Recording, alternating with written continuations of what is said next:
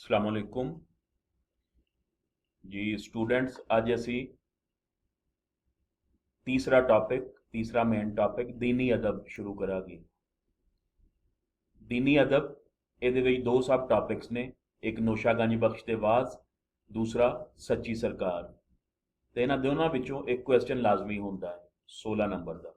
बाज़ औकात 8 नंबर का क्वेश्चन दे दिंदा है, लेकिन मोस्टली इस तरह ही वेख्या गया है कि 16 नंबर का क्वेश्चन आता है।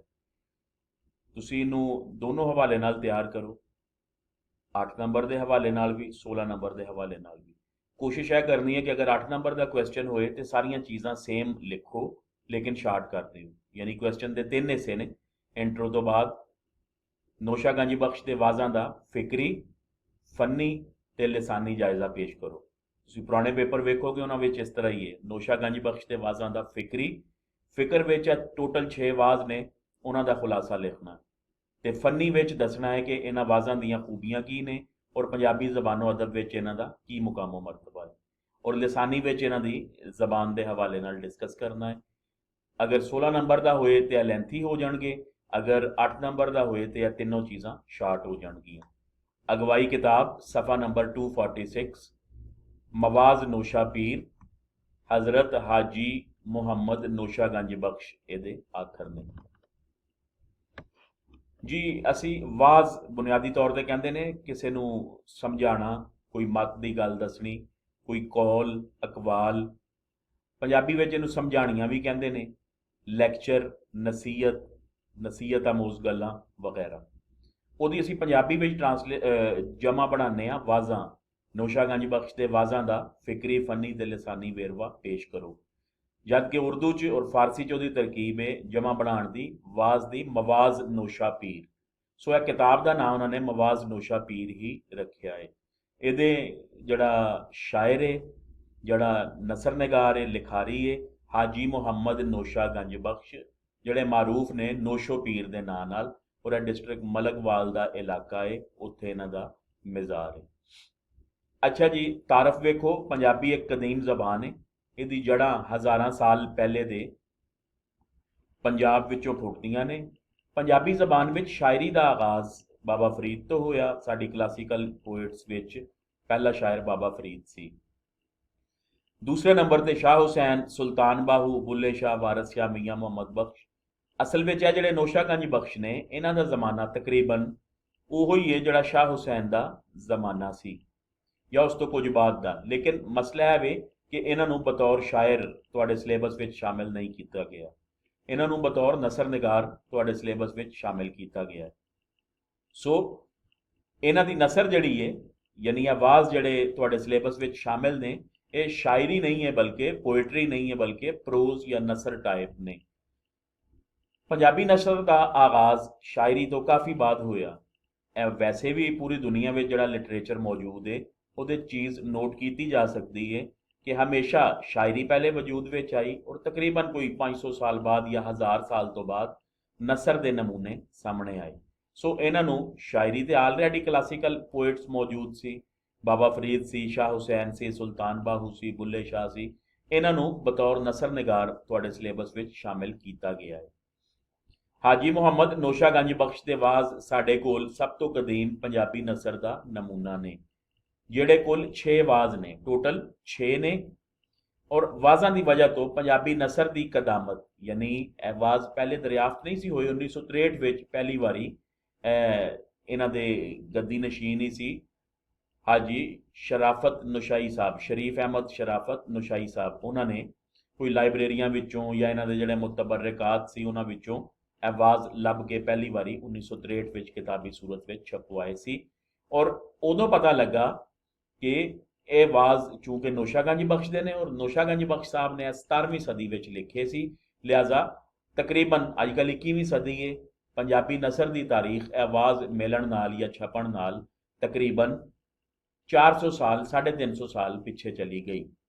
नौशागंज बख्श साहब के वाजां का तारफ, फिक्री, फनी ते लिसानी जायजा दर्ज झैल है। तुसीं सिर्फ यो ही पहला पैराग्राफ ते फोकस करोगे पेपर वास्ते। दूसरा जो पैराग्राफ है सिर्फ ऑब्जैक्टिव वास्ते होएगा और उस परसनैलिटी का तारफ है। मैं पढ़ देना, अहम चीज़ां दस देना, तुसीं उन्हां नूं हाईलाइट कर दो। ਇਹਨਾਂ ਦਾ ਅਸਲ ਨਾਂ ਕੀ ਸੀ? ਹਾਜੀ ਮੁਹੰਮਦ ਅਸਲ ਨਾਂ ਸੀ, ਔਰ ਨੋਸ਼ਾ ਤੇ ਗੰਜ ਬਖਸ਼ ਇਹਨਾਂ ਦੇ ਖਿਤਾਬ ਨੇ ਜਿਹੜੇ ਲੋਕਾਂ ਵੱਲੋਂ ਨਾਂ ਮਿਲੇ। ਨੋਸ਼ਾ ਦੂਲਾ ਲਫ਼ਜ਼ੀ ਮਤਲਬ ਹੁੰਦਾ ਦੂਲਾ, ਔਰ ਗੰਜ ਕਹਿੰਦੇ ਨੇ ਫਾਰਸੀ ਵਿੱਚ ਖਜ਼ਾਨੇ ਨੂੰ, ਗੰਜ ਬਖਸ਼ ਯਾਨੀ ਖਜ਼ਾਨਾ ਬਖਸ਼ਣ ਵਾਲਾ। ਇਹਨਾਂ ਦੇ ਵਾਲਦ ਦਾ ਨਾਂ ਹਜ਼ਰਤ ਅਲਾਉਦੀਨ ਔਰ ਵਾਲਦਾ ਦਾ ਨਾਂ ਬੀਬੀ ਜਿਉਣੀ ਸੀ। ਆਬਜੈਕਟਿਵ ਵਿੱਚ ਪੁੱਛ ਲੈਂਦੇ ਨੇ। ਇਹਨਾਂ ਦੀ ਪੈਦਾਇਸ਼ ਦਾ ਇਲਾਕਾ ਘੁੱਗਾਂ ਵਾਲੀ, ਤਹਿਸੀਲ ਫਾਲੀਆ, ਜ਼ਿਲ੍ਹਾ ਗੁਜਰਾਤ, ਲੇਕਿਨ ਅੱਜ ਕੱਲ੍ਹ ਘੁੱਗਾਂ ਵਾਲੀ, ਤਹਿਸੀਲ ਫਾਲੀਆ, ਡਿਸਟ੍ਰਿਕਟ ਮੰਡੀ ਬਾਉਦੀਨ ਵਿੱਚ ਆਉਂਦੇ ਨੇ। ਡਾਕਟਰ ਇਸਮਤੁੱਲਾ ਜ਼ਾਹਿਦ ਸਾਹਿਬ ਨੇ ਇਹਨਾਂ ਉੱਤੇ, ਇਹਨਾਂ ਦੇ ਫਿਕਰੋ ਫਨ ਉੱਤੇ ਔਰ ਹਾਲਾਤ ਜ਼ਿੰਦਗੀ ਬਾਰੇ PhD ਕੀਤੀ ਸੀ। ਉਹਨਾਂ ਨੇ ਇਹਨਾਂ ਦਾ ਜੰਮਣ ਵਰਾ 1602 ਔਰ ਵਫਾਤ 1691 ਮੁਤਅਯਨ ਕੀਤੀ ਹੈ। ਇਹਨਾਂ ਨੇ ਇਬਤਦਾਈ ਤਾਲੀਮ और तरबियत अपनी वालदा साहबा कोलों हासिल की। उस तो बाद फिर ਮੋਜ਼ਾ ਜਾਗੋ ਤਾਰੜਾ, ਮੋਜ਼ਾ ਕਸਬੇ ਨੂੰ ਕਹਿੰਦੇ ਨੇ, ਜ਼ਿਲ੍ਹਾ ਗੁਜਰਾਤ ਦਾ ਕਸਬਾ ਸੀ ਜਾਗੋ ਤਾਰੜਾ। ਇੱਥੋਂ ਦੇ ਮਦਰਸੇ ਦੇ ਮਸ਼ਹੂਰ ਅਸਾਤਜ਼ਾ ਹਾਫਿਜ਼ ਕਾਇਮੁੱਦੀਨ ਤੇ ਹਾਫਿਜ਼ ਬੁੱਢਾ ਕੋਲੋਂ ਇਹਨਾਂ ਨੇ ਕੁਰਾਨ ਪਾਕ ਪੜ੍ਹਿਆ।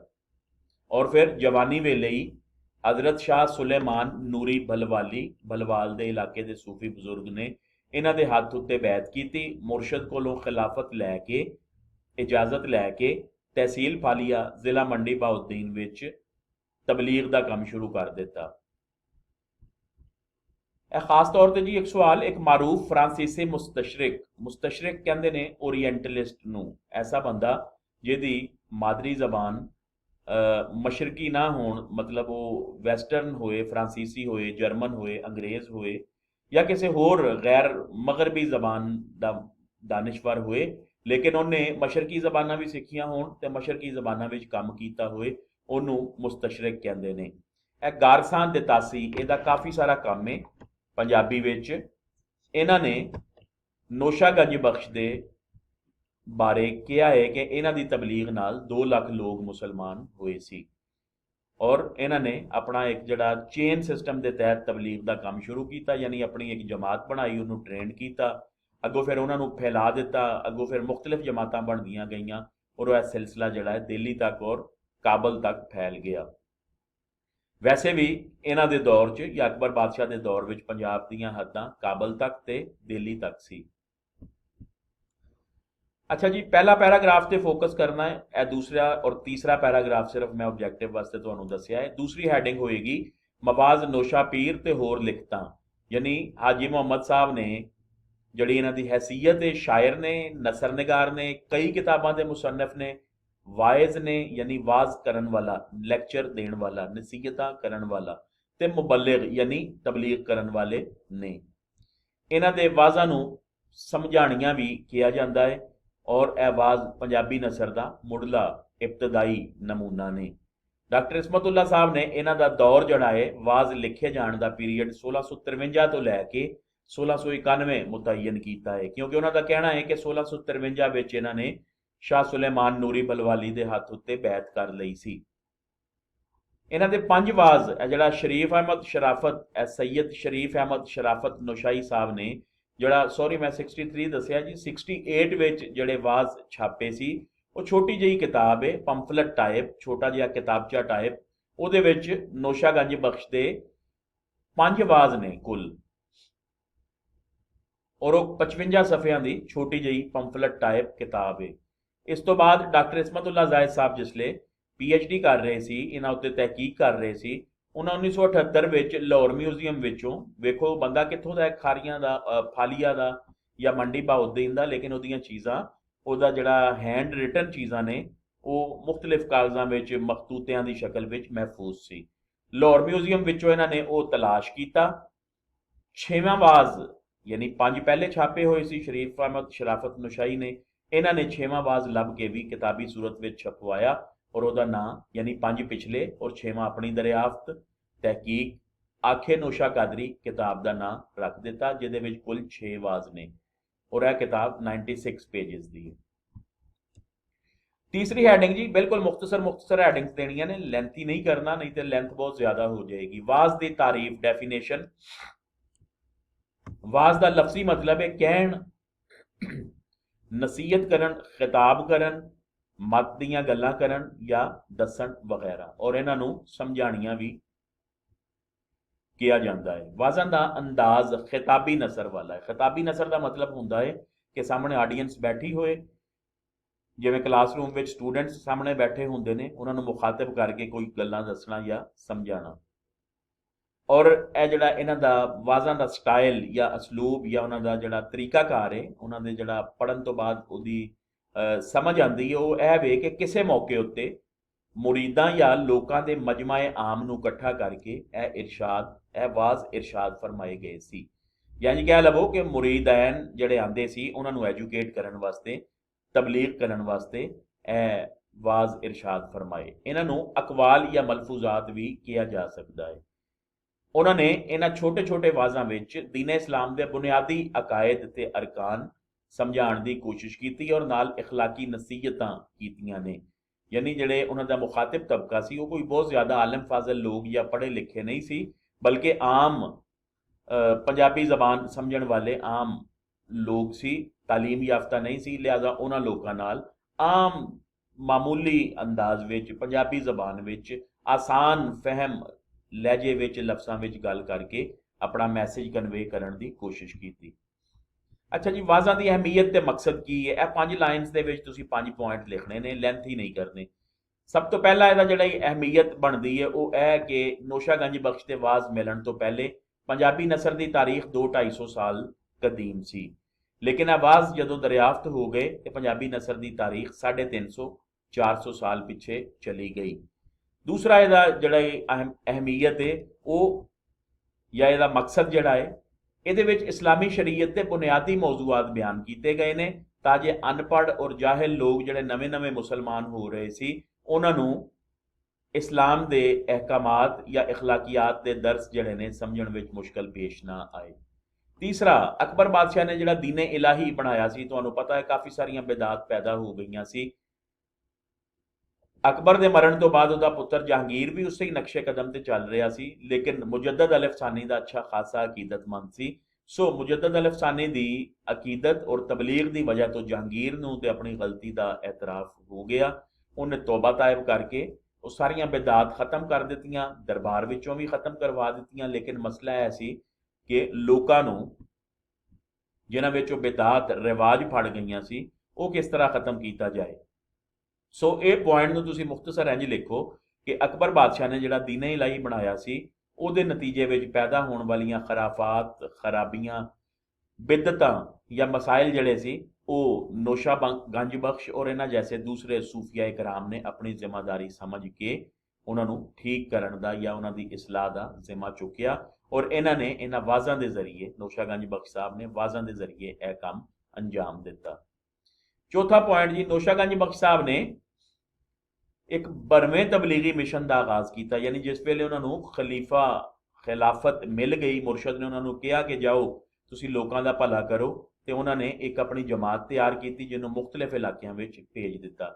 ਇਸ ਤਰ੍ਹਾਂ ਉਹਨਾਂ ਦਾ ਕੰਮ ਤੇਜ਼ ਰਫ਼ਤਾਰ ਹੋ ਗਿਆ ਔਰ ਉਹਦੇ ਵਾਸਤੇ ਜਿਹੜਾ ਉਹਨਾਂ ਮੀਡੀਅਮ ਜਾਂ ਜ਼ਰੀਆ ਇਖਤਿਆਰ ਕੀਤਾ ਉਹ ਵਾਜ਼ਾਂ ਜੈਸੇ ਅਕਵਾਲ ਤੇ ਮਲਫੂਜ਼ਾਤ ਸੀ ਜਿਹੜੇ ਲੋਕਾਂ ਨੂੰ ਕਨਵੇ ਕੀਤੇ ਜਾਂ ਲੋਕਾਂ ਤੱਕ ਮੈਸੇਜ ਕਨਵੇ ਕਰਨ ਦੀ ਕੋਸ਼ਿਸ਼ ਕੀਤੀ।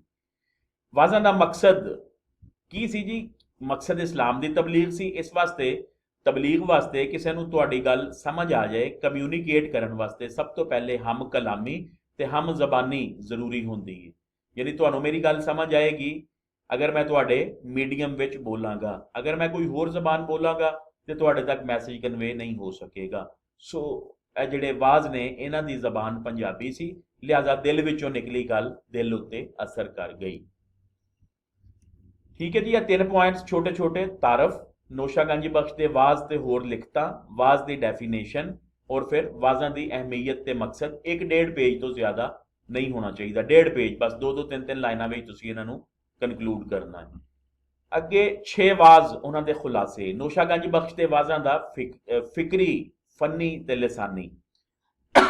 ਅੱਛਾ ਜੀ, ਬਾਜ਼ ਔਕਾਤ 8 ਨੰਬਰ 'ਚ ਸਿਰਫ ਫਿਕਰ ਪੁੱਛ ਲੈਂਦਾ ਹੈ, ਫਿਕਰੀ ਜਾਇਜ਼ਾ। ਫਿਰ ਤੁਸੀਂ ਫਿਕਰ ਵਿੱਚ ਤੇ ਆ 6 ਵਾਜ਼ਾਂ ਦੇ ਮੌਜ਼ੂਆਤ ਹੀ ਲਿਖਦੇ ਹੋ ਤੇ ਇਨਫ ਹੋ ਜਾਣਗੇ, ਬਲਕਿ ਮੋਰ ਦੈਨ ਇਨਫ ਹੋ ਜਾਣਗੇ। ਲੇਕਿਨ ਉਹ ਸ਼ੁਰੂ ਵਾਲੇ ਜਿਹੜੇ 4 ਪੁਆਇੰਟਸ ਨੇ ਉਹਨਾਂ ਨੂੰ ਵੀ ਇੱਕ ਪੈਰੇ ਵਿੱਚ ਕਨਕਲੂਡ ਕਰਕੇ ਔਰ ਇਸੇ ਤਰ੍ਹਾਂ ਅਖੀਰ ਵਿੱਚੋਂ ਮੁੱਕਦੀ ਗੱਲ ਜਾਂ ਕਨਕਲੂਜਨ ਵੀ ਜ਼ਰੂਰ ਲਿਖੋਗੇ। ਇੰਜ ਕਈ ਵਾਰੀ ਉਹ ਪੁੱਛ ਲੈਂਦਾ ਹੈ 8 ਨੰਬਰ ਵਿੱਚ ਨੋਸ਼ਾਗੰਜ ਬਖਸ਼ ਦੇ ਵਾਜ਼ਾਂ ਦਾ ਅਸਲੂਬ ਸਟਾਈਲ। ਫਿਰ ਤੁਸੀਂ ਇਹ ਜਿਹੜੇ 6 ਵਾਜ਼ ਨੇ ਇਹਨਾਂ ਦੇ ਮੌਜ਼ੂਆਤ ਨੂੰ ਬਿਲਕੁਲ ਇੱਕ ਪੈਰਾਗ੍ਰਾਫ ਵਿੱਚ ਕੰਸਾਈਜ਼ ਕਰ ਦਿਓਗੇ ਔਰ ਫੋਕਸ ਕਰੋਗੇ ਸਾਰਾ। ਜਿਹੜਾ ਨੈਕਸਟ ਸਾਡਾ ਦੂਸਰਾ ਹੋਏਗਾ ਨੋਸ਼ਾਗੰਜ ਬਖਸ਼ ਦੇ ਵਾਜ਼ ਦੀਆਂ ਫਨੀ ਖੂਬੀਆਂ। ਔਰ ਇਸੇ ਤਰ੍ਹਾਂ ਲਿਸਾਨੀ ਦੇ ਖੈਰ ਅਲੱਗ ਨਹੀਂ ਪੁੱਛਦਾ, ਲਿਸਾਨੀ ਹਰ ਦੋ ਸੂਰਤਾਂ ਵਿੱਚ ਨਾਲ ਇੱਕ ਅੱਧਾ ਪੈਰਾਗ੍ਰਾਫ ਡਿਸਕਸ ਹੋ ਜਾਏਗਾ। यानी मुख्तसर है कि यह क्वेश्चन कंपलसरी है और मोस्ट एक्सपैक्टेड क्वेश्चन है पेपर में आने वास्ते, क्योंकि लास्ट ईयर नहीं सी आया। सो तरीकाकार ये हुई है कि 8 नंबर का आए या 16 नंबर का आए तो सिर्फ लेंथ के फर्क नाल पूरा क्वेश्चन तुसी अटैम्प्ट करना है। अच्छा जी, वाज कुल 6 ने। पहला वाज और 6वां वाज लंबे ने, लेंथी ने और मुतफर्रिक मौजूआत ने, यानी एक तो ज्यादा मौजू इन्हां वाज विच बयान किए गए ने। लेकिन दूसरा, तीसरा, चौथा, पंजवां वाज शार्ट ने, मुख्तसर ने और उन्हां विच मौजू भी सिर्फ इको ही बयान किया गया है। पहला वाज वेखो, मैं पढ़ देना ताकि तुहानूं थोड़ा जिहा अंदाजा हो जाए। असल विच ਇਹ ਜਿਹੜੇ ਵਾਜ਼ ਇਹਨਾਂ ਦਾ ਅਸਲ ਟੈਕਸਟ ਤੁਹਾਡੇ ਇਸ ਟੌਪਿਕ ਦੇ ਐਂਡ ਵਿੱਚ ਐਡੀਸ਼ਨਲ ਮਟੀਰੀਅਲ ਵਿੱਚ ਦਿੱਤਾ ਹੋਇਆ ਹੈ। ਅਗਰ ਤੁਸੀਂ ਚਾਹੋ ਤੇ ਉੱਥੋਂ ਅਸਲ ਉਹਦਾ ਸਟਾਈਲ ਜਾਂ ਸਲੂਕ ਪੜ੍ਹ ਸਕਦੇ ਹੋ, ਕਿਉਂਕਿ ਅੱਜ ਤੋਂ 400 ਸਾਲ ਪਹਿਲੇ ਦੀ ਜ਼ਬਾਨ ਹੈ ਤੇ ਉਹਦੇ ਵਿੱਚ ਕਈ ਲਫ਼ਜ਼ ਐਸੇ ਨੇ ਜਿਹੜੇ ਮੁਸ਼ਕਲ ਨੇ, ਅੱਜ ਕੱਲ੍ਹ ਨਹੀਂ ਬੋਲੇ ਜਾਂਦੇ। ਫਿਰ ਮੰਡੀ ਬਹਾਉਦੀਨ ਦਾ ਖਾਸ ਲਹਿਜਾ ਵੀ ਹੈ ਵੇ ਜਿਹਨੂੰ ਡਿਸਕਸ ਕਰ ਐਂਡ ਵਿੱਚ ਕੀਤਾ ਹੋਇਆ। ਸੋ ਉਹ ਤੁਹਾਨੂੰ ਪੜ੍ਹਨ ਵਿੱਚ ਮੁਸ਼ਕਲ ਲੱਗਣਗੇ, ਲੇਕਿਨ ਅਸੀਂ ਉਹ ਲਿਖਣੇ ਨਹੀਂ ਹੈ। ਅਸੀਂ ਐਜ਼ ਇਟ ਇਜ਼ ਟੈਕਸਟ ਨਹੀਂ ਲਿਖਣਾ, ਬਲਕਿ ਅਸੀਂ ਉਹਦਾ ਖੁਲਾਸਾ ਜਾਂ ਉਹਦਾ ਸੈਂਟਰਲ ਆਈਡੀਆ ਸਿਰਫ ਇੱਥੇ ਲਿਖਾਂਗੇ। ਹੁਣ ਚੂੰਕਿ ਪਹਿਲਾ ਵਾਜ਼ ਲੰਬਾ ਹੈ, ਇਸ ਵਾਸਤੇ ਮੈਂ ਇਹਦਾ ਖੁਲਾਸਾ ਵੀ ਥੋੜਾ ਲੰਬਾ ਲਿਖਿਆ ਹੈ ਤਾकि सारे मौजूआत कवर हो जान। लेकिन याद रखो है कोई ऐसे मुश्किल मौजू नहीं है, कोई ना समझण वालियां चीज़ां ने। सिर्फ तुसीं इन्हां नूं एक दो वारी पढ़ के मतलब रट्टा नहीं लाना, अपने लफ्ज़ां विच लिखण दी कोशिश करो। पहला वाज वेखो, पहला वाज तौहीद ते दर्स तो शुरू होंदा है। अल्लाह एक है, खुद मुख्तार है, ਜਿਹੜਾ ਉਹਦੀ ਮੰਨਦਾ ਏ ਉਹੋ ਹੀ ਸਹੀ ਮਾਇਨਿਆਂ ਵਿੱਚ ਬੰਦਾ ਏ। ਉਹ ਜਿਵੇਂ ਰੱਖੇ ਉਸੇ ਹਾਲ ਵਿੱਚ ਖੁਸ਼ ਰਹਿਣਾ ਚਾਹੀਦਾ। ਯਾਨੀ ਪਹਿਲੇ ਵਿੱਚ ਆ ਗਿਆ ਤੌਹੀਦ ਕਿ ਅੱਲਾਹ ਤਾਲਾ ਇੱਕ ਏ ਔਰ ਸਭ ਕੁਝ ਕਰਨ ਵਾਲਾ ਏ। ਅੱਲਾਹ ਤਾਲਾ ਦੀ ਰਜ਼ਾ ਵਿੱਚ ਰਾਜ਼ੀ ਰਹਿਣਾ ਚਾਹੀਦਾ ਹੈ। ਅੱਲਾਹ ਤਾਲਾ ਸਭ ਦਾ ਹਾਕਿਮ ਹੈ ਔਰ ਉਹਦੇ ਉੱਤੇ ਕੋਈ ਹੁਕਮ ਨਹੀਂ ਚਲਾ ਸਕਦਾ। ਸਾਨੂੰ ਸਭ ਨੂੰ ਇਹ ਗੱਲਾਂ ਪਤਾ ਨੇ, ਬੁਨਿਆਦੀ ਗੱਲਾਂ ਨੇ। ਅੱਲਾਹ ਦਾ ਹਰ ਕੰਮ ਉਹਦੀ ਮਰਜ਼ੀ ਨਾਲ ਹੁੰਦਾ ਹੈ। ਅੱਲਾਹ ਦਾ ਹੁਕਮ ਸਖਤ ਹੈ।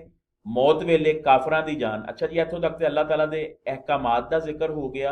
अगे फिर मौत वेले काफरां दी जान औखी ते मोमनां दी जान सौखी निकलेगी। मोमन दी रूह खुशी खुशी निकल के अपने मालिक ते असली वतन पहुंच के बहिश्त विच अपड़ जाती है, यानी जन्नत विच पहुंच जाती है। ਇਹ ਤਿੰਨ ਕੁ ਗੱਲਾਂ ਇਹਦੇ ਤੌਹੀਦ ਵਾਲੀ, ਅੱਲਾਹ ਤਾਲਾ ਦੇ ਅਹਿਕਾਮਾਤ और तीसरा मोमन ते काफिर दी मौत और ਉਹਦੇ रूह नाल होने वाले मामलात। नैक्सट जी, अगे अल्लाह ताला दी नेमतां दा जिक्र है, सच झूठ दा जिक्र है। फिर अगे नेमतां दा जिक्र है। फरिश्ते अल्लाह वालों मुकर्रर ने जिहड़े उहदे काम करदे ने। इसराफील सूर फूकेगा, सब खत्म हो जाएगा। मुड़ सूर फूकण नाल मरे फिर तो जी पैणगे। सच चंगा दोस्त ते झूठ मंदा साथी है। सच्चियां दी जित ते झूठियां दी हार हुंदी है। हजरत मूसा ਨੂੰ ਫਿਰੌਨ ਵੱਲ ਘੱਲਿਆ ਗਿਆ ਪਰ ਉਹ ਰਸਤੇ ਉੱਤੇ ਨਾ ਆਇਆ। ਆਖਿਰਕਾਰ 70 ਲੱਖ ਕਾਫਰਾਂ ਨਾਲ ਗਰਕ ਹੋਇਆ। ਅੱਛਾ ਜੀ, ਮੈਨੂੰ ਨਹੀਂ ਪਤਾ ਇਹ ਨੌਸ਼ਾਗੰਜ ਬਖਸ਼ ਸਾਹਿਬ ਨੇ ਸਟੇਟਮੈਂਟ ਕਿੱਥੋਂ ਲਈ ਹੈ ਕਿ 70 ਲੱਖ ਕਾਫਰ ਸੀ, ਲਸ਼ਕਰ ਸੀ। ਬਹਰਹਾਲ ਉਹ ਆਬਜੈਕਟਿਵ ਵਿੱਚ ਇੱਕ ਦੋ ਵਾਰੀ ਇਹ ਕੁਐਸਚਨ ਆ ਚੁੱਕਿਆ ਹੈ ਕਿ ਪਹਿਲੇ ਵਾਜ਼ ਦੇ ਮੁਤਾਬਿਕ ਫਿਰੌਨ ਦਾ ਲਸ਼ਕਰ ਕਿੰਨੇ ਕਾਫਰਾਂ ਨਾਲ ਜਾਂ ਕਿੰਨੀ ਤਾਦਾਦ ਸੀ। 70 ਲੱਖ ਬਣਦੀ ਹੈ ਪਹਿਲੇ ਵਾਜ਼ ਦੇ ਮੁਤਾਬਿਕ। ਤੁਸੀਂ ਇਹਦੇ ਮੁਤਾਬਿਕ ਉਹਨੂੰ आंसर दोगे। मल्टीपल चॉइस पुछता है। आसमान ते जमीन अल्लाह ताला दी दे बनाए हुए ने और अल्लाह ताला दी कारीगरी दे गवाह ने, जिहड़े बगैर आसरे तो खड़े ने और कदी भी डिगदे ढहंदे नहीं। रात सुख दिंदी है, दिन कामकाज लई बनिया है। जमीन, चश्मे, नहरां ते खूह इंसानां लई सब नेमतां ने। पानी नाल जमीन विच सब्जा पैदा कीता जिहड़ा जानवरां ते परिंदियां दे काम आंदा है। यानी ये सारियां अल्लाह ताला दीयां नेमतां दा जिक्र है। इसे तरह खाण लई फल फुल ते सब्जियां पैदा कीतियां, बुलंदो बाला पहाड़ बनाए। यह सब कुछ इंसानां जानवरां वास्ते पैदा किया गया। अगे जी एक गल, क्यामत। क्यामत अल्लाह ताला दे हुक्म नाल आवेगी। मैदाने हशर कायम होएगा। चंगे अमलों वास्ते जन्नत, बुरियां लई जहन्नम तैयार है। लेकिन अहम गल कुरान मजीद का मैसेज भी है, क्यामत की घड़ी का किसी को नहीं पता कि कदों आएगी। बस हर वेले तैयारी विच रहना चाहिए है। अखीर विच फिर हज़रत मूसा अलैहिस्सलाम ते फिरौन दे जड़ा मुजज़ाए असा सी वो जिक्र किया है कि हज़रत मूसा अलैहिस्सलाम दा असा किवें अल्लाह ताला दे हुक्म नाल हर काम अंजाम दे लैंदा सी। यानी ये हज़रत मूसा अलैहिस्सलाम दा दो बारी जिक्र आया है, पहला फिरौन दे लश्कर और उहदी तबाही दे हवाले नाल ते दूसरा वाकया है असा दे हवाले नाल।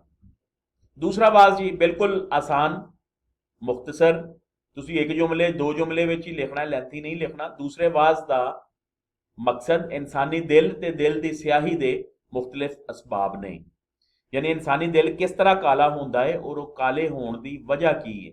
वो कहता है कि बुराई करने नाल इंसान का दिल स्याह हो जाता है और हर बुरा काम करन नाल दिल उत्ते एक काला नुकता लगता जाता है। जे बंदा मुसलसल भैड़े काम करता रहे तो एक वेला ऐसा आता है कि दिल मुकम्मल तौर पर स्याह हो के लोहे तरह सख्त हो जाता है। और ऐसे लोग कहता जड़े ने जिन्हां दे दिल पत्थर हो जान, स्याह हो जान, वो दोज़ख दा बालन बननगे।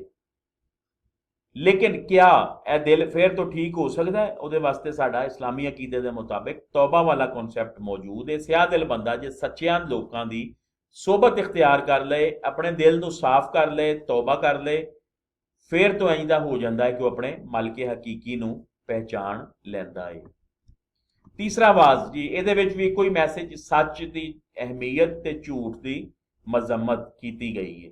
सो एदा खुलासा की है आखिरी लाइन, लिहाजा सब कहानियां अपनी जगह पर असल हकीकत है वे कि ए बंदे सच मन, सच्चिया नाल रल, सच नाल दिल ला, सच कह, सच सुन, सच जान, सच पछाण ते झूठ तो मुंह फेर लै।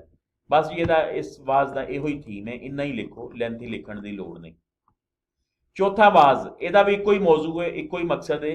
ये अल्लाह ताला की अतात करन वालियां दा जिक्र है और अल्लाह ताला दे नाफरमाना का जिक्र है कि अतात करन वालियां उत्ते किस तरह इनामो इकराम होंदे ने और जड़े सरकश और बागी होंदे ने, नाफरमान होंदे ने, उन्होंने किवें तबाह बर्बाद कर दिता जाता है। ये कुरान इस वाज विच तलमीह के तौर पर कुरान का एक वाकया बयान किया गया है। हजरत साले पैगंबर ते कौम समूद, साले पैगंबर ने अपनी कौम को कुफर तो मना किया, पर उस सरकश ते बागी कौम ने वड्याई दे गरूर की वजह तो नबी दे अहकाम नूं कुछ ना जानिया और उन्होंने तंग किया, छेड़िया, दुख दिता, अजाब दिता, इत्थों तक कि उन्होंने डाची ऊंटनी जिहड़ी कि मुजज़े के तौर पर अल्लाह ताला ने उन्होंने अता की सी, वो ज़िबा करके खा गए ताकि नबी पैगंबर परेशान होवे। अल्लाह पाक ने नबी नाल इस मुखालफत की वजह तो छोटिया वड्डिया, औरतां मर्दां उत्ते अजाब नाजल कर देते और हर चीज़ तबाह बर्बाद करके रख दी। लिहाजा कभी भी अल्लाह ताला दे बंदियां दी मुखालफत मोल नहीं लैनी चाहिए, सगों अल्लाह ताला की जात नूं हरफे कुल मन के उहदा कलमा पढ़ना चाहिए है, ला इलाहा इल्लल्लाहु मुहम्मदुर रसूलुल्लाह। अच्छा जी, ये भी पूछ लेंदा हुंदा है कलमा तय्यबा किस वाज विच मुकम्मल आया है? चौथा वाज। पंजवें वाज विच भी एक ही गल जी, जिहड़े उस वेले लोकी मुसलमान हो रहे सी, हिंदुओं मुसलमान होंदे सी, उन्हां दे जबान विचों या सिखों मुसलमान होंदे सी, वो जिहड़े कुफरीया जुमले सी, हिंदुआना या सिखां दे जिहड़े जुमले सी, वो खत्म नहीं सी हो रहे। यानी इस वाज विच इस्लामी अहकामात उत्ते जबान नाल ते दिलों बजानों, दिलो जान से ईमान लियाण का जिक्र मिलता है। पंजाब विच वसन वाले हिंदू जिहड़े नवे नवे मुसलमान होए सी, उन्हां दे दिलां विचों हिंदू धर्म के असरात नहीं सी जांदे। लिहाजा अजे नो मुस्लिम आजान सुनते तो उन्होंने मुंह विचों खुद ब खुद सिखां दा यह कलमा सच नाम करता पुरख निकल आंदा। यानी पुरख जड़ा है सच्चा बादशाह जड़ा है सिखां दे मजहबी अकीदे के मुताबिक वो ही बादशाह है। अच्छा, उन्होंने तो जो इस हिंदुआना या सिखां दे कलमे बारे पूछा जाता कि तुसी हाले भी ये उत्ते यकीन रखते हो, तो अगों जवाब मिलता कि साडे मुंह विचों ए अल्फाज अपने आप निकल जाते हैं। यानी मकसद की सी कि इस्लाम की असल रूह उन्होंने तन मन विच सही तरह रची बसी नहीं सी। ਸੋ ਨੌਸ਼ਾ ਗੰਜ ਬਖਸ਼ ਸਾਹਿਬ ਨੇ ਇਹਦੇ ਇਸ ਵਾਜ਼ ਦੇ ਜ਼ਰੀਏ ਮੈਸੇਜ ਦਿੱਤਾ ਹੈ ਕਿ ਇਸਲਾਮ ਲਿਆਣਾ ਹੈ ਤੇ ਫਿਰ ਜ਼ਬਾਨ ਨਾਲ ਔਰ ਦਿਲ ਨਾਲ ਇਕਰਾਰ ਕਰਨਾ ਹੈ। ਛੇਵੇਂ ਵਾਜ਼ ਵਿੱਚ ਅੱਲਾਹ ਤਾਲਾ ਦੇ ਅਹਿਕਾਮਾਤ ਜਾਂ ਇੰਜ ਕਹਿ ਲਓ ਕਿ ਹਕੂਕੁਲ ਇਬਾਦ ਦਾ ਜ਼ਿਕਰ ਹੈ। ਵੇਖੋ ਜ਼ਰਾ ਬੜੇ ਖੂਬਸੂਰਤ ਅੰਦਾਜ਼ ਨਾਲ ਔਰ ਬਿਲਕੁਲ ਆਸਾਨ ਗੱਲਾਂ ਹੈ, ਮੁਤਫਰਕ ਨੇ ਮੌਜ਼ੂਆਤ, ਕਾਫੀ ਸਾਰੀਆਂ ਚੀਜ਼ਾਂ ਹਕੂਕੁਲ ਇਬਾਦ ਦੇ ਹਵਾਲੇ ਨਾਲ ਜਾਂ ਅਖਲਾਕੀਆਤ ਦੇ ਹਵਾਲੇ ਨਾਲ ਜਿਹੜੀਆਂ ਨੇ ਉਹਨਾਂ ਨੇ ਇਸ ਵਾਜ਼ ਵਿੱਚ ਬਿਆਨ ਕੀਤੀਆਂ ਨੇ। ਔਰ ਇਹ ਉਹ ਛੇਵਾਂ ਵਾਜ਼ ਜਿਹੜਾ ਡਾਕਟਰ ਇਸਮਤੁल्लाह ਜ਼ਾਹਿਦ ਸਾਹਿਬ ਦੀ ਤਹਿਕੀਕ ਨਾਲ ਸਾਹਮਣੇ ਆਇਆ। ਸੁਣੋ ਸੁਗੜੇ ਬਾਲੋ, ਸੁਣੋ ਪਿਆਰੇ ਬੱਚੋ, ਬਾਲੋ ਬੱਚੋ, ਸੁਗੜੇ ਯਾਨੀ ਸਿਆਣੇ ਪਿਆਰੇ। ਦਰਵੇਸ਼ ਨੌਸ਼ਾ ਦੀ ਮੱਤ, ਦਰਵੇਸ਼ ਨੌਸ਼ਾ ਦੀ ਮੱਤ ਸੁਣੋ ਕਿ ਸਭ ਵਡਿਆਈਆਂ ਤੋਂ ਵੱਡੀ ਗੱਲ ਅੱਲਾਹ ਦੀ ਤੌਹੀਦ ਦਾ ਇਕਰਾਰ ਤੇ ਉਹਦੇ ਬੰਦਿਆਂ ਨਾਲ ਪਿਆਰ ਕਰਨਾ ਹੈ। ਨੇਕ ਬੰਦਿਆਂ ਦੀ ਨਸੀਹਤ ਉੱਤੇ ਅਮਲ ਕੀਤਿਆਂ ਬੰਦਾ ਨੇਕ ਬਣ ਜਾਂਦਾ ਹੈ, ਸੁੱਖ ਪਾਉਂਦਾ ਹੈ ਤੇ ਦੁੱਖ ਤੋਂ ਨਿਜਾਤ ਮਿਲ ਜਾਂਦੀ ਹੈ। ਪਹਿਲੀ ਗੱਲ ਤੇ ਇਹ ਹੋ ਗਈ। ਅੱਗੇ ਫਿਰ ਦੂਸਰਾ ਛੋਟੀਆਂ ਛੋਟੀਆਂ ਸਾਰੀਆਂ ਗੱਲਾਂ ਜਿਹੜੀ ਸਾਡੀ ਡੇਲੀ ਰੂਟੀਨ ਹੋਣੀ ਚਾਹੀਦੀ ਹੈ। ਫਰਮਾਉਂਦੇ ਨੇ ਕਿਸੇ ਨੂੰ ਬੁਰਾ ਨਾ ਕਹਿਣਾ, ਕਿਸੇ ਨੂੰ ਦੁੱਖ ਨਾ ਦੇਣਾ, ਰਾਜ਼ੀ ਬਰ ਰਜ਼ਾ ਰਹਿਣਾ। ਰਾਜ਼ੀ ਬਰ ਰਜ਼ਾ ਯਾਨੀ ਅੱਲਾਹ ਤਾला की रजा में राजी रहना। ਬਿਮਾਰਾਂ ਦੀ ਖਿਦਮਤ ਕਰਨਾ, ਭੁੱਖਿਆਂ ਨੂੰ ਪੇਟ ਭਰ ਖਵਾਉਣਾ, ਨੰਗਿਆਂ ਨੂੰ ਕੱਜਣਾ ਯਾਨੀ ਲਿਬਾਸ ਫਰਾਹਮ ਕਰਨਾ, ਹਰ ਕਿਸੇ ਦਾ ਭਲਾ ਕਰਨਾ, ਲਾਲਚ ਤੋਂ ਬਚਣਾ, ਗਰੂਰ ਤਕੱਬਰ ਤੋਂ ਦੂਰ ਰਹਿਣਾ, ਆਜਜ਼ੀ ਇਖਤਿਆਰ ਕਰਨਾ, ਮਾੜਿਆਂ ਉੱਤੇ ਜ਼ੁਲਮ ਨਹੀਂ ਕਰਨਾ, ਸ਼ੇਖੀ ਨਹੀਂ ਮਾਰਨਾ, ਕਿਸੇ ਨਾਲ ਜ਼ਿਆਦਤੀ ਨਾ ਕਰਨਾ, ਫਕੀਰੀ ਭੇਸ ਵਿੱਚ ਜ਼ਿੰਦਗੀ ਗੁਜ਼ਾਰਨਾ, ਮਹਿਮਾਨ ਨੂੰ ਖਾਣਾ ਖਵਾਉਣਾ, ਉਧਾਰ ਨਹੀਂ ਚੁੱਕਣਾ, ਆਇਆ ਵੰਡ ਕੇ ਖਾਣਾ, ਨਿੱਕੇ ਵੱਡੇ ਨਾਲ ਔਰ ਮਾੜੇ ਤਗੜੇ ਨਾਲ ਇੱਕੋ ਜਿਹਾ ਸਲੂਕ ਕਰਨਾ, ਡਿਸਕ੍ਰਿਮੀਨੇਸ਼ਨ ਨਹੀਂ ਕਰਨੀ, ਸਾਈਂ ਤੋਂ ਹਰ ਪਲ ਮੰਗਣਾ, ਅੱਲਾਹ ਤੋਂ ਵੱਡਾ ਕਿਸੇ ਨੂੰ ਨਹੀਂ ਮੰਨਣਾ, ਬੁਰੇ ਦੀ ਸੋਬਤ ਤੋਂ ਬਚਣਾ, ਮਹਿਮਾਨ ਦੀ ਇੱਜ਼ਤ ਕਰਨਾ ਤੇ ਵਡਿਆਈ ਯਾਨੀ ਮੈਂ ਤੋਂ ਬਚਣਾ, ਹਰਦਮ ਅੱਲਾਹ ਕਰਨਾ ਤੇ ਮੁਰਸ਼ਦ ਦੀ ਕਦਰ ਕਰਨਾ। ਅਖੀਰ ਵਿੱਚ ਫਿਰ ਫਾਰਸੀ ਜੁਮਲੇ ਤੋਂ ਉਹਨਾਂ ਨੇ ਇਸ ਵਾਜ਼ ਨੂੰ ਐਂਡ ਕੀਤਾ, ਫਕਰ ਮਾ ਯਕੀਨ ਅਸਤ। ਫਕਰ ਦਰਵੇਸ਼ੀ ਨੂੰ ਕਹਿੰਦੇ ਨੇ, ਜ਼ਿੰਦਗੀ ਗੁਜ਼ਾਰਨ ਦਾ ਤਰੀਕੇਕਾਰ ਨੂੰ ਕਹਿੰਦੇ ਨੇ, ਯਾਨੀ ਅੱਲਾਹ ਤਾਲਾ ਦੇ ਮੁਤਾਬਿਕ ਆਪਣੀ ਜ਼ਿੰਦਗੀ ਬਸਰ ਕਰਨਾ ਫਕਰ ਕਹਿਲਾਂਦਾ ਹੈ। फकर मा यकीन अस्त, कहता मेरा फकर की है अल्लाह ताला की ज़ात में यकीन, अस्त मीन है। जिक्र मा कलमा तैयब, मेरा कलमा तैयब की है, कहता मेरा जिक्र की है कलमा तैयब ला इलाहा इल्लल्लाह। इबादाते मा सलाते खम्स, मेरी कहता इबादतां की ने 5 नमाजां, सलाते खम्स 5 नमाजें। इलम मा कुरान मजीद, और मेरा इलम की है कुरान मजीद। कसब मा कनात, और मेरा कसब कहते ने जिंदगी गुजारन दा ढंग, कनात यानी मियाना रवि विच मैं जिंदगी बसर करना वा। ਇਹ 6 ਟਾਪਿਕਸ जी, 6 ਵਾਜ਼ਾਂ ਦਾ ਖੁਲਾਸਾ। ਹੁਣ ਅੱਗੇ ਫਨੀ ਖੂਬੀਆਂ। ਹਜ਼ਰਤ ਨੌਸ਼ਾ ਗੰਜ ਬਖਸ਼ ਸਾਹਿਬ ਜਿਹੜੇ ਨੇ ਪੰਜਾਬੀ ਵਾਜ਼ ਦਾ, ਇਹਨਾਂ ਦੇ ਜਿਹੜੇ ਵਾਜ਼ ਨੇ ਉਹਨਾਂ ਦੀਆਂ ਕੁਝ ਖੂਬੀਆਂ, ਕਿਉਂਕਿ ਪੰਜਾਬੀ ਨਸਰ ਦਾ ਇਬਤਦਾਈ ਨਮੂਨਾ ਨੇ, ਤੇ ਪੁੱਛਿਆ ਜਾਂਦਾ ਕਿ ਉਹਨਾਂ ਦਾ ਅਸਲੂਬ ਜਾਂ ਸਟਾਈਲ ਕਿਸ ਤਰ੍ਹਾਂ ਦਾ ਹੈ, ਯਾਨੀ ਉਹਦੇ ਵਿੱਚੋਂ ਪੰਜਾਬੀ ਅਦਬ ਨੂੰ ਕੀ ਫਾਇਦਾ ਪਹੁੰਚਿਆ ਹੈ, ਜਾਂ ਜਿਹੜਾ ਉਹਨਾਂ ਨੇ ਸਟਾਈਲ ਇਖਤਿਆਰ ਕੀਤਾ, ਅਸਲੂਬ ਅਪਣਾਇਆ, ਉਹ ਲੋਕਾਂ ਵਾਸਤੇ ਕਿਸ ਹੱਦ ਤੱਕ ਫਾਇਦਾਮੰਦ ਰਿਹਾ। ਤੁਸੀਂ ਵੇਖੋ ਨਾ ਕਿ ਉਹਦਾ ਅਗਰ ਵਕਤੀ ਤੌਰ ਤੇ ਇਹਦੇ ਨਾਲ ਲੋਕਾਂ ਨੂੰ ਤਬਲੀਗ ਕੀਤੀ ਜਾਂ ਇਖਲਾਕੀਆਤ ਦਾ ਦਰਸ ਦੇਣ ਦੀ ਕੋਸ਼ਿਸ਼ ਕੀਤੀ, ਲੇਕਿਨ ਅੱਜ ਸਾਡੇ ਕੋਲ ਪੰਜਾਬੀ ਜ਼ਬਾਨ ਦੀ ਨਸਰ ਦਾ ਇੱਕ ਬਿਹਤਰੀਨ ਨਮੂਨੇ ਦੇ ਤੌਰ ਤੇ ਮੌਜੂਦ ਨੇ। और खाली मौजूद ही नहीं ने, बल्कि जिहड़ी तारीख 250 साल या 200 साल पुरानी सी, वो इन्हां दे मिलण दी वजह तो, इन्हां दी दस्तयाबी दी वजह तो 450 साल तक मुहीत हो गई, 400 साल तक चली गई। अच्छा जी, वाज़ां दीयां कुछ खूबियां तो बखूबी अंदाज़ा लाया जा सकता है कि इहदे विच पंजाबी नसर विच इन्हां दा की मुकाम है। कोई भी इब्तदाई तहरीर है, वेखो जरा वाज़ां दीयां फनी खूबियां, कोई भी इब्तदाई तहरीर शायरी होवे या नसर उहदे विच फनी जोल हुंदे ने, पर वाज़ां विच किधरे भी कोई तकनीकी खामी नहीं। लिहाजा इस बिना ते किया जा सकता है कि 6 वाज़ां तो पहले भी पंजाबी नसर जरूर लिखी जाती रही होएगी, लेकिन वह साडे तक पहुंच नहीं सकी। वाज़ां दीयां कुछ खूबियां दर्ज झैल ने। सब तो पहला जी अंदाज़े तखातब, यानी जिसले असी वाज़ पढ़ने हाँ सानू पता लगता है कि इन्हां दा अंदाज मुखातिबाना है, यानी सामने मुखातिबीन बैठे हुए ने, सामने आडियंस बैठे हुए ने, जड़े बड़ी तवज्जो नाल लैक्चर की तर्ज उत्ते गलबात सुन रहे ने। ਬਿਲਕੁਲ ਜਿਵੇਂ ਟੀਚਰ ਕਲਾਸ 'ਚ ਲੈਕਚਰ ਦੇ ਰਿਹਾ ਔਰ ਸਾਹਮਣੇ ਬੈਠੇ ਸਟੂਡੈਂਟਸ ਸੁਣ ਰਹੇ ਹੁੰਦੇ ਨੇ। ਵਾਜ਼ਾਂ ਵਿੱਚ ਮੁਖਾਤਬੀਨ ਦੀ ਇੱਜ਼ਤ ਤੇ ਤੌਕੀਰ ਦਾ ਖਾਸ ਖਿਆਲ ਰੱਖਿਆ ਗਿਆ ਹੈ। ਅੱਛਾ ਜੀ, ਇਹ ਸੈਲਫ ਰਿਸਪੈਕਟ ਜਿਹੜੀ ਏ ਉਹਨੂੰ ਖਾਸ ਤੌਰ ਤੇ ਮੱਦੇਨਜ਼ਰ ਰੱਖਿਆ ਗਿਆ ਹੈ। ਅਗਰ ਤੁਸੀਂ ਕਿਸੇ ਸਾਹਮਣੇ ਬੈਠੇ ਨੂੰ ਮੁਖਾਤਬੀਨ ਨੂੰ ਇੱਜ਼ਤ ਨਹੀਂ ਦਿਓਗੇ ਤੇ ਉੱਠ ਕੇ ਤੁਹਾਡੀ ਮਹਿਫਿਲ ਵਿੱਚੋਂ ਚਲਾ ਜਾਏਗਾ। ਸੋ ਇਹਨਾਂ ਨੇ ਲੋਕਾਂ ਨੂੰ ਮੁਖਾਤਬ ਕਰਨ ਵਾਸਤੇ ਬੜੇ ਪਿਆਰ ਨਾਲ ਬੜੇ ਇਹਤਰਾਮ ਨਾਲ ਜਿਹੜਾ ਲਫ਼ਜ਼ ਬੋਲਦੇ ਨੇ ਉਹ ਬਾਬਾ, ਬਾਬਾ ਲੋਕੋ। ਬਿਲਕੁਲ ਜਿਵੇਂ ਛੋਟੇ ਬੱਚੇ ਹੋਣ ਨਾ, ਬੜੇ ਲਾਡ ਨਾਲ ਬੜੇ ਪਿਆਰ ਨਾਲ ਬੁਲਾਇਆ ਜਾਂਦਾ ਬਾਬਾ, ਬਾਬਾ ਲੋਕੋ ਜਾਂ ਫਿਰ ਸੁਣੋ ਸੁਗੜੇ ਬਾਲੋ। ਯਾਨੀ ਇਹ ਸਾਰੇ ਲਫ਼ਜ਼ ਜਿਹੜੇ ਨੇ ਨਿਦਾਈਆ ਨੇ। ਇੰਜ ਕਹਿ ਲਵੋ ਕਿ ਜਿਹੜੀ ਆਡੀਅנס ਸਾਹਮਣੇ ਬੈਠੀ ਹੈ ਉਹਨਾਂ ਦੀ ਤਵੱਜੋ ਹਾਸਿਲ ਕਰਨ ਵਾਸਤੇ, ਮੁਖਾਤਬ ਕਰਨ ਵਾਸਤੇ ਇਸ ਅੰਦਾਜ਼ ਨਾਲ ਕਹਿ ਕੇ, ਜਿਵੇਂ ਅਸੀਂ ਕਹਿ ਲੈਂਦੇ ਆ ਸਟੂਡੈਂਟਸ ਗੱਲ ਸੁਣੋ ਜਾਂ ਬੱਚਿਓ ਗੱਲ ਸੁਣੋ ਜਾਂ ਪਿਆਰੇ ਬੱਚੋ ਬਾਤ ਸੁਣੋ ਵਗੈਰਾ। ਇਹਨਾਂ ਦਾ ਅੰਦਾਜ਼ ਬਾਬਾ, ਬਾਬਾ ਸਾਈਂ ਵਾਲਿਆਂ ਫਰਮਾਇਆ ਹੈ। ਇਸੇ ਤਰ੍ਹਾਂ ਬਾਬਾ ਲੋਕੋ ਦੁਨੀਆ ਸਾਰੀ ਹਿੱਕ ਸਾਤ ਵਾਂਗ ਹੈ। ਸਾਤ ਕਹਿੰਦੇ ਨੇ ਇੱਕ ਘੜੀ ਨੂੰ, ਯਾਨੀ ਇੱਕ ਪਲ ਵਿੱਚ ਖਤਮ ਹੋ ਜਾਏਗੀ। ਤੀਸਰਾ ਸੁਣੋ ਸੁਗੜੇ ਬਾਲੋ ਦਰਵੇਸ਼ ਨੋਸ਼ਾ ਦੀ ਮੱਤ, ਯਾਨੀ ਇਹ ਪਿਆਰੇ ਬੱਚੋ ਦਰਵੇਸ਼ ਨੋਸ਼ਾ ਦੀਆਂ ਗੱਲਾਂ ਮੱਤਾਂ ਸੁਣੋ। ਅੱਛਾ ਜੀ, ਹੁਣ ਪਹਿਲਾ ਆਵਾਜ਼ ਚੂੰਕਿ ਲੈਂਥੀ ਹੈ, ਤੁਹਾਨੂੰ ਪਤਾ ਹੈ ਕਿ ਜਿਹੜਾ ਲੈਂਥੀ ਲੈਕਚਰ ਹੁੰਦਾ ਹੈ ਉਹ ਵੀ ਪੁਰਅਸਰ ਨਹੀਂ ਹੁੰਦਾ। ਇਸੇ ਵਾਸਤੇ ਜਿਹੜਾ ਇੰਟਰਨੈਸ਼ਨਲ ਸਟੈਂਡਰਡ ਹੈ 40 ਮਿੰਟ ਟਾਈਮ ਰੱਖਿਆ ਗਿਆ। ਸਾਡੀਆਂ ਦੇ 1.5 ਘੰਟੇ ਦੀਆਂ 2-2 ਘੰਟੇ ਦੀਆਂ ਕਲਾਸਾਂ ਹੁੰਦੀਆਂ ਨੇ, ਮਜਬੂਰੀਆਂ ਨੇ, ਮਸਾਇਲ ਨੇ।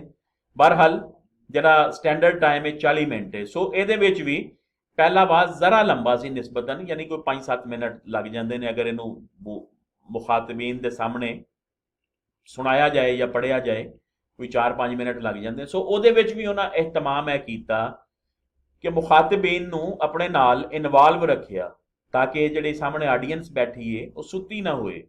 ਬਾਜ਼ੂਕਾਤ ਕਲਾਸ 'ਚ ਇੰਜ ਵੀ ਹੁੰਦਾ ਨਾ ਕਿ ਅਗਰ ਬੰਦਾ ਫਿਜ਼ੀਕਲੀ ਸੋਏ ਨਾ ਵੀ ਤੇ ਕਮ ਅਜ਼ ਕਮ ਉਹ ਗੈਰ ਹਾਜ਼ਰ ਹੋ ਜਾਂਦਾ ਹੈ, ਯਾਨੀ ਉਹ ਅੱਖਾਂ ਨਾਲ ਟੀਚਰ ਨੂੰ ਵੀ ਵੇਖ ਰਿਹਾ ਹੈ ਮਗਰ ਟੀਚਰ ਉਹਦੇ ਕੋਲੋਂ ਕੋਈ ਕੁਐਸਚਨ ਕਰ ਲਏ ਤੇ ਉਹਨੂੰ ਜਵਾਬ ਪਤਾ ਨਹੀਂ ਹੁੰਦਾ। ਕਿਉਂ? ਕਿਉਂਕਿ ਉਹ ਹਾਜ਼ਰ ਨਹੀਂ ਹੁੰਦਾ। ਉਹਦਾ ਦਿਮਾਗ, ਉਹ ਫਿਜ਼ੀਕਲੀ ਤੇ ਕਲਾਸ 'ਚ ਬੈਠਾ ਹੁੰਦਾ ਹੈ ਲੇਕਿਨ ਦਿਮਾਗ ਕਿਤੇ ਹੋਰ ਫਿਰ ਰਿਹਾ ਹੁੰਦਾ ਹੈ। ਸੋ ਇਹਦੇ ਵਾਸਤੇ ਉਹਨਾਂ ਨੇ ਜਿਸ ਵੇਲੇ ਇੰਜ ਕਹਿ ਲਓ ਕਿ 17 ਪੈਰਾਗ੍ਰਾਫ ਬਣਾ ਲਏ ਜਾਂ ਇਸ ਪਹਿਲੇ ਲੰਬੇ ਆਵਾਜ਼ ਦੇ 17 ਟੋਟੇ ਟੁਕੜੇ ਕਰ ਲਏ ਔਰ ਹਰ ਗੱਲ ਪੂਰੀ ਕਰਨ ਤੋਂ ਬਾਅਦ ਫਿਰ ਬਾਬਾ ਕਹਿ ਕੇ ਲੋਕਾਂ ਨੂੰ ਮੁਖਾਤਬ ਕਰਕੇ ਨਵੀਂ ਗੱਲ ਕੀਤੀ।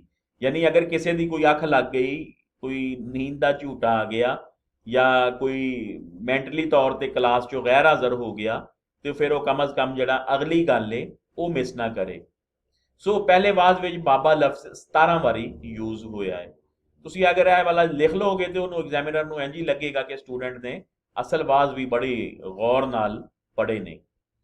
ਦੂਸਰਾ ਜੀ ਖਿਤਾਬੀ ਨਸਰ, ਯਾਨੀ ਇਹਨਾਂ ਦਾ ਜਿਹੜਾ ਸਟਾਈਲ ਔਰ ਅੰਦਾਜ਼ ਹੈ ਉਹ ਬਿਲਕੁਲ ਇੰਜ ਹੈ ਜਿਵੇਂ ਕਿਸੇ ਨਾਲ ਖਿਤਾਬ ਕੀਤਾ ਗਿਆ ਹੋਏ। ਸਾਹਮਣੇ ਲੋਕ ਬੈਠੇ ਨੇ ਜਿਹੜੇ ਜ਼ੋਕ ਸ਼ੌਕ ਨਾਲ ਗੱਲ ਸੁਣ ਰਹੇ ਨੇ ਔਰ ਉਹਨਾਂ ਨੂੰ ਉਹਨਾਂ ਦੀ ਜ਼ਬਾਨ ਵਿੱਚ ਹੀ ਮੱਤਾਂ ਦਿੰਦੇ ਹੋਏ, ਸਮਝਾਉਂਦੇ ਹੋਏ ਉਹਨਾਂ ਨੂੰ ਮੁਖਾਤਬ ਕੀਤਾ ਜਾ ਰਿਹਾ ਹੈ। ਨਾਸਿਹਾਨਾ ਅੰਦਾਜ਼ ਦੀ ਇੱਕ ਮਿਸਾਲ ਵੇਖੋ, ਯਾਨੀ ਨਸੀਹਤ ਕਿਸ ਤਰ੍ਹਾਂ ਕੀਤੀ ਜਾ ਰਹੀ ਹੈ। ਉਹਦੇ ਪਹਿਲੇ ਸਭ ਤੋਂ ਵੇਖੋ ਕਿ ਅੰਦਾਜ਼ੇ ਤਖਾਤਬ ਯਾਨੀ ਮੁਖਾਤਬ ਕਰਨ ਦਾ ਅੰਦਾਜ਼ ਕਿਸ ਕਦਰ ਮਿੱਠਾ ਹੈ। ਸੁਣੋ ਸੁਗੜੇ ਬਾਲੋ, ਸੁਣੋ ਪਿਆਰੇ ਬੱਚੋ। ਬਾਲ ਬੱਚੇ ਨੂੰ ਕਹਿੰਦੇ ਨੇ, ਸੁਗੜੇ ਕਹਿੰਦੇ ਨੇ ਸੁਗੜ ਨੂੰ, ਯਾਨੀ ਸਿਆਣੇ ਨੂੰ। ਲੱਭ ਲੋਭ ਨਾ ਕਰਨਾ, ਯਾਨੀ ਲਾਲਚ ਨਾ ਕਰਨਾ। ਚਾਵੜ ਤੋਂ ਪਰੇ ਰਹਿਣਾ, ਇਹ 6ਵਾਂ ਆਵਾਜ਼ ਜਿਹੜਾ ਮੈਂ ਤੁਹਾਨੂੰ ਪੜ੍ਹ ਕੇ ਸੁਣਾਇਆ ਨਾ ਖੁਲਾਸਾ, ਉਹਦਾ ਅਸਲ ਟੈਕਸਟ ਐਂਡ ਵਿੱਚੋਂ ਹੈ। ਲੱਭ ਲੋਭ ਨਾ ਕਰਨਾ, ਲਾਲਚ ਨਾ ਕਰਨਾ, ਚਾਵੜ ਤੋਂ ਪਰੇ ਰਹਿਣਾ, ਆਪ ਨੂੰ ਨੀਵਾਂ ਜੇਕਾ ਜਾਣਨਾ, यानी अपने आप ਨੂੰ ਆਜਜ਼, ਨੀਵਾ यानी झुका हुआ आजिज समझना। लोग ਨਿਉਂਦੇ ਵੇਖ ਕੇ ਆਕੜ ਨਹੀਂ ਬਹਿਣਾ, यानी लोग अगर ਤੁਹਾਡੇ ਸਾਹਮਣੇ ਝੁਕ ਰਹੇ ਨੇ ਤੇ ਤੁਸੀਂ ਉਸ ਗੱਲ ਦਾ ਗਰੂਰ ਔਰ ਤਕੱਬਰ ਨਹੀਂ ਕਰਨਾ। ਤੁਹਾਨੂੰ ਕੋਈ ਰਿਸਪੈਕਟ ਦੇ ਰਿਹਾ ਹੈ ਤੇ ਉਹਦਾ ਗਰੂਰ ਨਹੀਂ ਕਰਨਾ, ਬਲਕਿ ਤੁਹਾਨੂੰ ਚਾਹੀਦਾ ਤੁਸੀਂ ਵੀ ਉਹਨੂੰ ਉਸੇ ਤਰ੍ਹਾਂ ਰਿਸਪੈਕਟ ਦਿਓ। ਵੱਡਾ ਬੋਲ ਨਹੀਂ ਬੋਲਣਾ, ਕਿਸੇ ਨਾਲ ਵੀ ਵਧੇਕੀ ਨਹੀਂ ਕਰਨੀ, ਜ਼ਿਆਦਤੀ ਨਹੀਂ ਕਰਨੀ। रूप भेस फकीरी का नहीं छड़ना, फकीरी रूप विच यानी सादा लाइफ स्टाइल रखना है, सादा जिंदगी बसर करनी है। भंडार पकदा रहे यानी खाना पकदा रहे, लोगों को सर्व करते रहो। उधार नहीं चामना, आया वंड खावना, डाडे हीणे नाल इक्को जिहा रहना, यानी ਤਾਕਤਵਰ ਨਾਲ ਔਰ ਕਮਜ਼ੋਰ ਮਾੜੇ ਲਿੱਸੇ ਨਾਲ ਡਿਸਕ੍ਰਿਮੀਨੇਸ਼ਨ ਨਹੀਂ ਕਰਨੀ, ਇੱਕੋ ਜਿਹਾ ਟਰੀਟ ਕਰਨਾ ਹੈ। ਤੀਸਰਾ ਪੁਆਇੰਟ ਜੀ, ਮੁਖਾਤਿਬ ਤਬਕਾ। ਇਹ ਅਗਰ ਤੁਸੀਂ ਇਹ ਮਿਸਾਲ ਦੇ ਕੋਈ 2 ਲਾਈਨਾਂ ਲਿਖ ਲਵੋ ਤੇ ਅੱਛਾ ਇੰਪ੍ਰੈਸ਼ਨ ਹੋਵੇਗਾ। ਮੁਖਾਤਿਬ ਤਬਕਾ, ਉਹਨਾਂ ਦਾ ਮੁਖਾਤਿਬ ਤਬਕਾ ਪੰਜਾਬ ਦੇ ਅਨਪੜ੍ਹ ਲੋਕ ਸੀ, ਜਿਹੜੇ ਜਾਹਿਲ ਸੀ, ਗੈਰ ਮੁਸਲਿਮ ਸੀ, ਮੁਸਲਮਾਨ ਹੋਏ ਸੀ ਜਾਂ ਫਿਰ ਬਿਦਤਾਂ ਵਿੱਚ ਫਸ ਚੁੱਕੇ ਸੀ। ਲਿਹਾਜ਼ਾ ਉਹਨਾਂ ਨੂੰ ਰਾਹ ਰਾਸਤ ਉੱਤੇ ਲਿਆਉਣਾ ਬੜਾ ਮੁਸ਼ਕਲ ਕੰਮ ਸੀ ਔਰ ਉਹਦੇ ਵਾਸਤੇ ਜ਼ਰੀਆ ਇਜ਼ਹਾਰ ਪੰਜਾਬੀ ਹੀ ਹੋ ਸਕਦਾ ਸੀ, ਕਿਉਂਕਿ ਉਹਨਾਂ ਲੋਕਾਂ ਨੇ ਫਾਰਸੀ ਜਾਂ ਉਰਦੂ ਜ਼ਬਾਨ ਤੇ ਨਹੀਂ ਸੀ ਸਿੱਖਣੀ। ਉਰਦੂ ਤਾਂ ਖੈਰ ਨਹੀਂ, ਪਰਸ਼ੀਅਨ ਹੀ ਸੀ ਉਸ ਵੇਲੇ, ਕਿ ਜੀ ਉਹ ਪਰਸ਼ੀਅਨ ਪਹਿਲੇ ਪੜ੍ਹਨ ਸਿੱਖਣ ਔਰ ਫਿਰ ਉਹ ਨੋਸ਼ਾ ਸਾਹਿਬ ਦੇ ਵਾਜ਼ ਸਮਝਣ। ਸੋ ਇਹ ਸੂਫੀਆ ਕਰਾਮ ਦੀ ਹੀ ਜ਼ਿੰਮੇਦਾਰੀ ਸੀ ਕਿ ਉਹ ਅਰਬੀ ਫਾਰਸੀ ਦੇ ਆਲਮ ਸੀ, ਪੜ੍ਹੇ ਲਿਖੇ ਲੋਕ ਸੀ, ਤੇ ਉਹ ਟਰਾਂਸਲੇਟ ਕਰਕੇ, ਫਿਕਾ ਦੀਆਂ ਕਿਤਾਬਾਂ ਟਰਾਂਸਲੇਟ ਕਰਕੇ ਇਖਲਾਕੀ ਗੱਲਾਂ ਆਸਾਨ ਲਫ਼ਜ਼ਾਂ ਵਿੱਚ ਲੋਕਾਂ ਤੱਕ ਪਹੁੰਚਾਉਣ।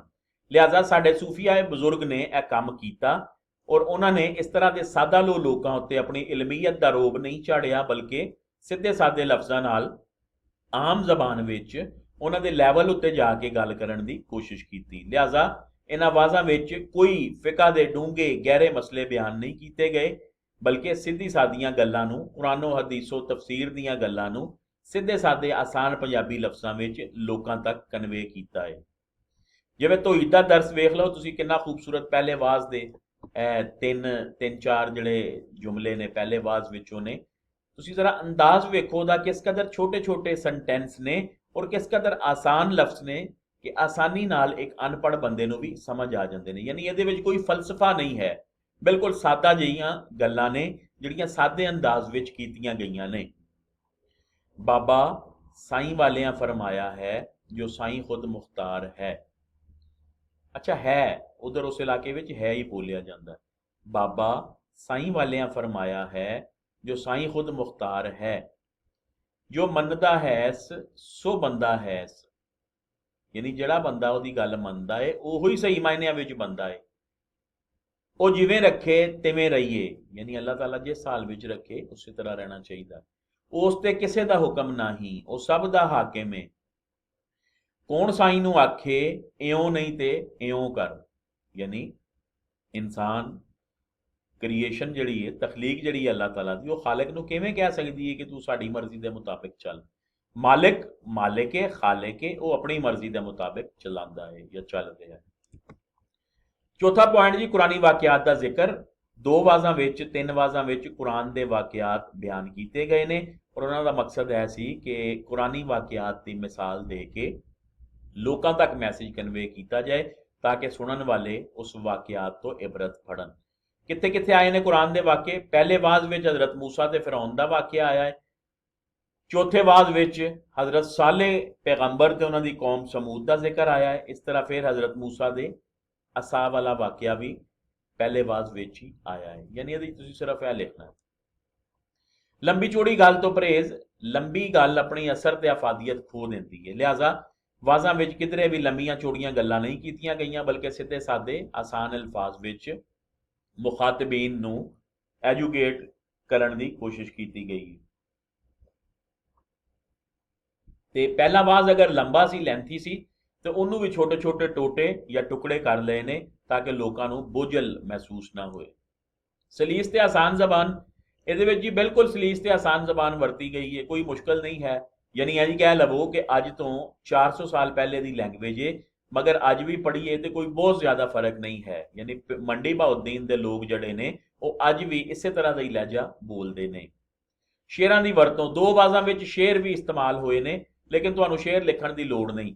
ਉਹ ਇਸ ਤਰ੍ਹਾਂ ਹੈ ਕਿ ਸ਼ੇਰ ਮਤਲਬ ਤੀਸਰਾ ਆਵਾਜ਼ ਜਿਹੜਾ ਹੈ ਉਹਦਾ ਪੂਰੇ ਆਵਾਜ਼ ਦਾ ਖੁਲਾਸਾ 5 ਮਿਸਰਿਆਂ ਵਿੱਚ ਜਾਂ 5 ਸ਼ੇਰਾਂ ਦੇ ਇੱਕ ਬੰਦ ਵਿੱਚ ਬਿਆਨ ਕਰ ਦਿੱਤਾ ਹੈ। ਸੋ ਤੁਸੀਂ ਇਹਨੂੰ ਅਗਰ ਪੁਆਇੰਟ ਬਣਾਉਣਾ ਹੈ ਤੇ ਠੀਕ ਹੈ, ਅਦਰਵਾਈਜ਼ ਕੱਟ ਦਿਓ, ਜ਼ਰੂਰਤ ਨਹੀਂ ਹੈ। ਆਵਾਜ਼ਾਂ ਦੀ ਲਸਾਨੀ ਅਹਿਮੀਅਤ। ਅੱਛਾ ਜੀ, ਇਹ ਪਹਿਲਾ ਬੇਸ਼ੱਕ ਛੱਡ ਦੇਣਾ, ਨੈਕਸਟ ਪੇਜ ਤੋਂ ਸਿਰਫ ਤੁਸੀਂ ਇੱਥੋਂ ਵੇਖਣਾ, ਇਹ ਵਾਲਾ ਲਿਖਣਾ ਹੈ। ਉਤਰਾ ਸਿਰਫ ਆਪਣੇ ਤੌਰ ਤੇ ਇੱਕ ਵਾਰੀ ਪੜ੍ਹ ਲੈਣਾ। ਕਿਸੇ ਤਹਿਰੀਰ ਜਾਂ ਲਿਖਤ ਦਾ ਲਸਾਨੀ ਮੁਤਾਲੇ ਤੋਂ ਪਹਿਲੇ ਵੇਖਣਾ ਪੈਂਦਾ ਹੈ ਕਿ ਉਸ ਇਲਾਕੇ ਦਾ ਜੁਗਰਾਫੀਆ ਕੀ ਹੈ, ਤਾਲੁਕ ਕਿਸ ਤਰ੍ਹਾਂ ਦੇ ਇਲਾਕੇ ਨਾਲ ਹੈ, ਯਾਨੀ ਉਹਦੇ ਆਸ-ਪਾਸ ਕਿਹੜੇ ਇਲਾਕੇ, ਕਿਹੜੀ ਜ਼ਬਾਨ ਔਰ ਕਿਹੜੇ ਲਹਿਜੇ ਬੋਲੇ ਜਾਂਦੇ ਨੇ। ਸੋ ਮੰਡੀ ਬਹਾਉਦੀਨ ਜਿਹੜੀ ਹੈ, ਤਹਿਸੀਲ ਫਾਲੀਆ ਯਾਨੀ ਘੁੱਗਾਂ ਵਾਲੀ ਉਹਨਾਂ ਦਾ ਪਿੰਡ ਸੀ, तहसील फालिया सी, ਉਹਦੇ ਆਲ ਦੁਆਲੇ ਇਲਾਕੇ ਕਿਹੜੇ ਸੀ।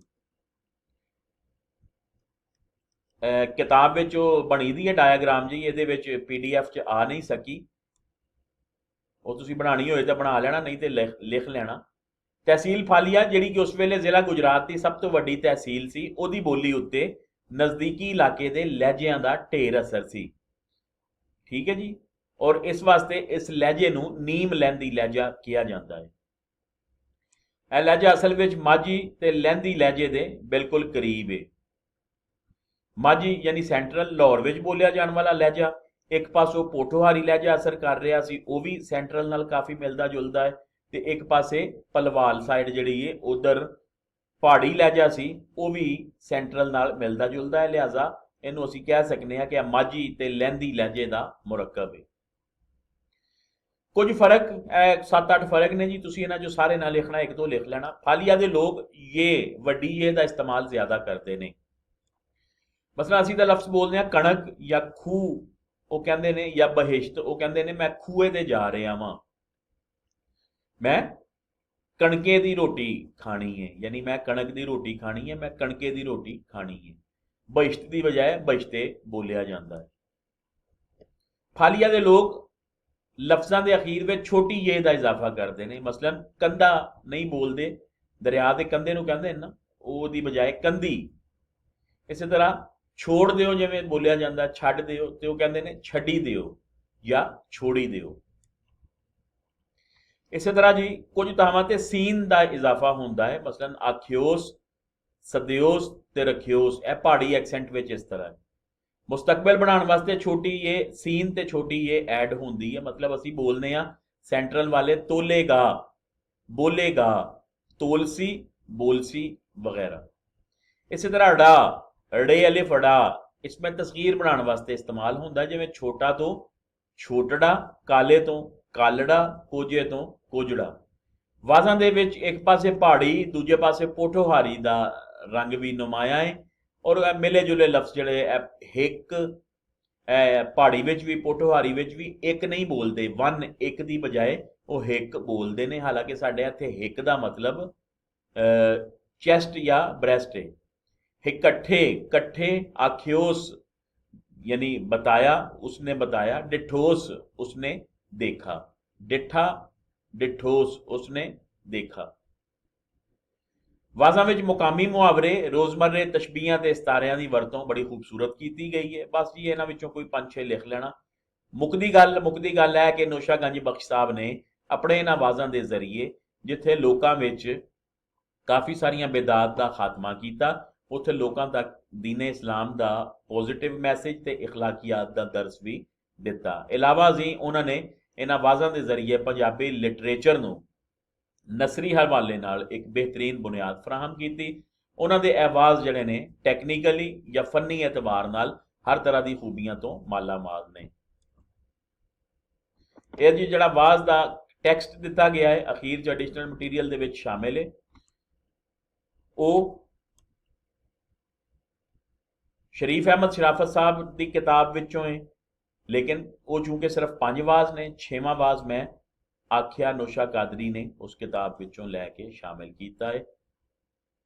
6 पेजिस का आंसर होना चाहिए, और अगर शार्ट क्वेश्चन 8 नंबर का पूछ ले तो 3-3.5 पेज, लेकिन मटीरियल सारा ही वो कंकलूड कर लेना, वो जरा वजाहत नाल लिखना है। कोशिश करनी है कि सारे ही पॉइंट्स विच तुसी हल किए जाए।